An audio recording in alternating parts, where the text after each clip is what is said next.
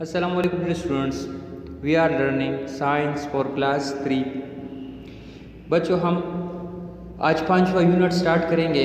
इस यूनिट में हम प्रोड्यूसर्स, कंज्यूमर्स एंड डिकम्पोजर्स के बारे में जानेंगे और इसका नाम भी प्रोड्यूसर्स, कंज्यूमर्स एंड डिकम्पोजर्स है।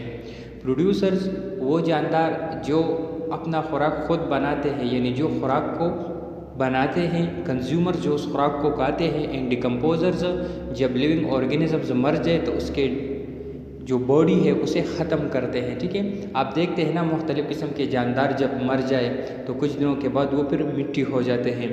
तो डिकम्पोजर्स वो जानदार होते हैं जो कि इन लिविंग डेड बॉडीज़ को डिकम्पोज करते हैं।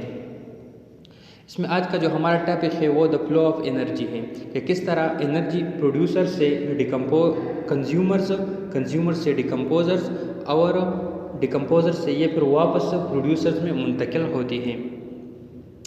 ये कुछ कीवर्ड्स बच्चों आपने याद रखने हैं। Energy, the ability to do work is called energy. किसी भी बॉडी के काम करने की सलाहियत को हम एनर्जी कहते हैं।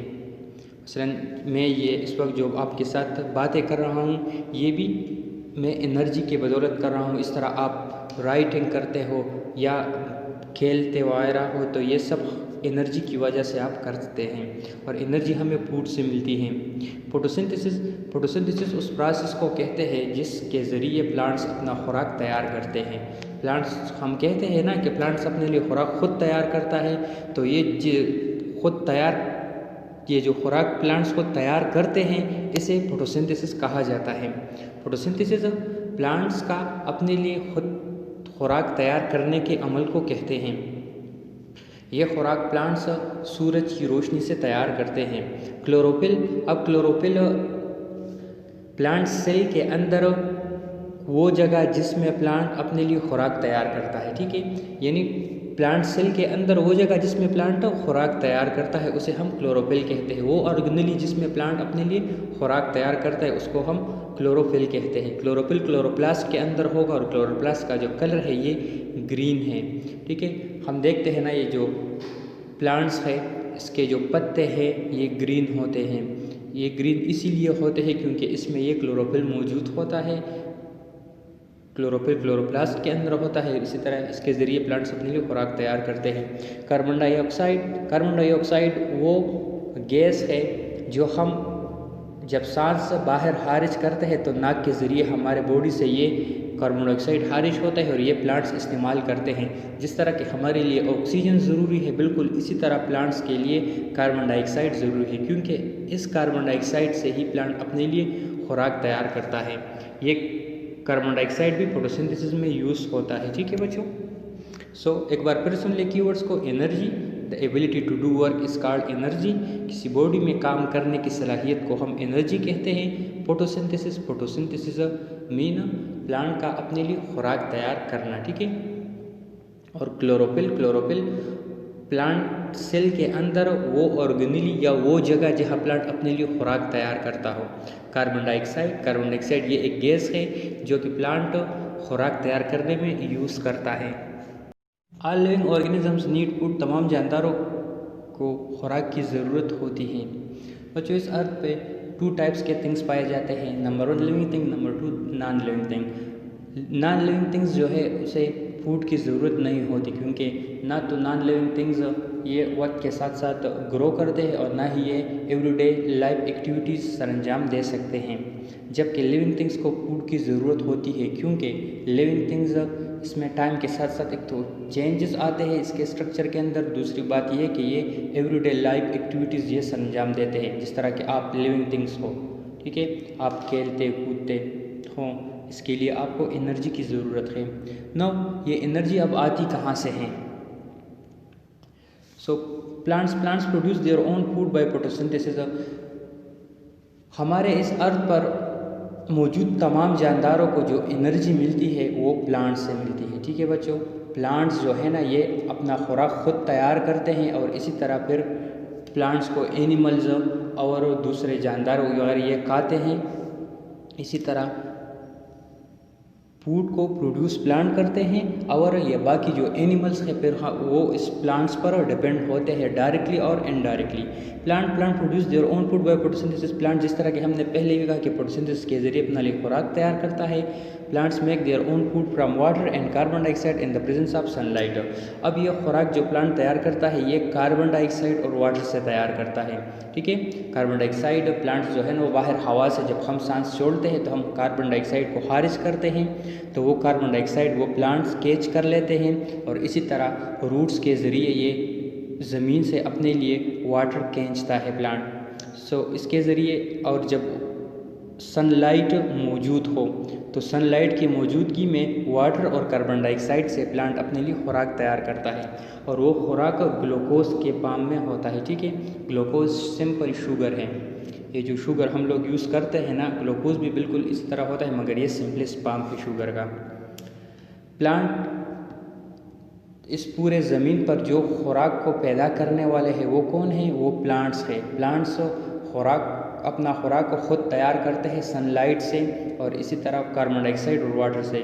उसके बाद बाकी जो तमाम एनिमल्स हैं वो प्लांट्स खुराक के लिए, फूड के लिए प्लांट्स पर डिपेंड होते हैं डायरेक्टली और इनडायरेक्टली।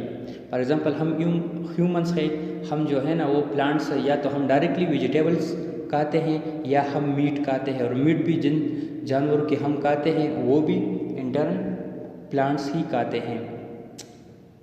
इसी तरह प्लांट्स जो अपना खुराक तैयार करता है तो वो सनलाइट की मौजूदगी में वाटर और कार्बन डाइऑक्साइड से तैयार करता है और उसे हम ग्लूकोज कहते हैं।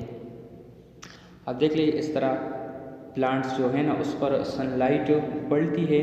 प्लांट जिस तरह के हमने पहले भी कहा कि ये जो ग्रीन पिगमेंट है, ये जो प्लांट ग्रीन हमें नज़र आ रहा है, इसी ग्रीनरी में प्लांट के अंदर क्लोरोफिल मौजूद होता है। उस क्लोरोफिल के अंदर ये अपने लिए फिर खुराक तैयार करता है। इसी तरह ये सनलाइट यहाँ से आ गया, कार्बन डाइऑक्साइड ये हवा से इनटेक करता है, ठीक है। इसी तरह जो रूट्स है उसके ज़रिए ये वाटर को ज़मीन से खींचता है। आप देख लें इस सेल को, यहाँ पर ये जो आपको ग्रीन पिगमेंट नज़र आ रहा है, इसके अंदर इसको हम क्लोरोप्लास्ट कहते हैं। क्लोरोप्लास्ट के अंदर पर क्लोरोफिल मौजूद होता है और इसी क्लोरोफिल से प्लांट अपने लिए खुराक तैयार करता है। ये देख ले क्लोरोप्लास्ट है, क्लोरोप्लास्ट के अंदर क्लोरोफिल मौजूद है और क्लोरोफिल के अंदर प्लांट अपने लिए खुराक तैयार करता है, ठीक है बच्चों। इस सेल को आप देख ले गौर से। नाउ एनिमल्स, अब एनिमल्स अपने खुराक किस तरह हासिल करते हैं। हम देखते हैं कि मुख्तलिफ़ टाइप्स के एनिमल्स को काऊ, शीप, बफेलो या ये जो है ना अपना खुराक ये कहाँ से हासिल करते हैं? प्लांट से हासिल करते हैं, ठीक है। हमने पहले कहा कि प्लांट्स अपने लिए खुराक खुद तैयार करते हैं। अब ये जो एनिमल्स है ये अपना खुराक कहाँ से हासिल करते हैं? प्लांट से हासिल करते हैं। Animal get food from plants directly और इनडायरेक्टली। एनिमल डायरेक्टली और प्लांट से खुराक हासिल करते हैं या इनडायरेक्टली। डायरेक्टली मतलब वो डायरेक्टली प्लांट्स खाकर, जिस तरह के ये जो हमारे घरों में मवेशियाँ होती है ये चारा खाते हैं, और इनडायरेक्टली मतलब ये किसी दूसरे ऐसे जानवर को खाते हैं जो जिसने प्लांट्स खाया हो, ठीक है बच्चों। एनिमल्स अपना खुराक कहाँ से हासिल करते हैं? प्लांट से, डायरेक्टली और indirectly. All living things are linked to each other. बिल्कुल इसी तरह प्लांट्स जो है ना वो अपना खुराक खुद तैयार करते हैं, और जब प्लांट्स खुराक तैयार करते हैं तो उस तैयारशुदा खुराक को फिर कोई और एनिमल खा जाता है, कोई और एनिमल आकर उस प्लांट को खा जाता है और उस प्लांट में जो एनर्जी स्टोर होती है वो उस एनिमल में मुंतकिल हो जाती है। इसी तरह वो एनिमल जब कोई दूसरा एनिमल आकर उसे खाता है तो जो इस एनिमल के बॉडी में एनर्जी स्टोर होती है वो इस दूसरे एनिमल में मुंतकिल हो जाती है। तो इसी तरह तमाम जानदार एक दूसरे के साथ लिंक है। अगर हम किसी एक चीज़ को भी निकाल लें तो पूरा प्रोसेस जो है ये ख़त्म हो जाएगा। फॉर एग्ज़ाम्पल अगर इस ज़मीन से हम प्लांट्स को ये निकाल लें तो क्या होगा? तमाम एनिमल्स हो, ह्यूमंस हो या जो है ना काऊ, बफेलो, शीप वगैरह हो, तमाम मर जाएंगे। तमाम एनिमल्स एक दूसरे के साथ लिंक्ड है, एक दूसरे पर डिपेंडेबल है और एक दूसरे के लिए इंतहाई ज़रूरी है। All living things are linked to each other. तमाम जानदार एक दूसरे के साथ लिंक्ड है, कनेक्टेड है, ठीक है, और एक दूसरे पर खुराक के लिए डिपेंडेबल है। और बच्चों ये हमने फूड चेन पढ़ लिया। ये जो पूरा प्रोसेस हमने पढ़ लिया कि प्लांट अपने लिए खुराक तैयार करता है, उसे फिर एनिमल्स खाते हैं। इसी तरह ये एनिमल्स जब मर जाए तो फिर बहुत छोटे छोटे माइक्रो ऑर्गेनिजम्स ये इन डेड बॉडीज़ को वापस सॉइल में मिला देते हैं, ठीक है। और फिर सॉइल से इसी तरह वो प्लांट अपने लिए खुराक तैयार करता है। तो फिर ये एक पूरा फूड चेन बन गया है। क्या होता है, प्लांट अपने लिए सनलाइट से खुराक तैयार करता है, ठीक है। और प्लांट्स को जो है ना वो एनिमल्स कहा जाते हैं। एनिमल्स जब मर जाते हैं तो फिर ये छोटे छोटे माइक्रो ऑर्गेनिजम्स उसको डिकम्पोज करके वापस मिट्टी में मिला देते हैं, ठीक है बच्चों।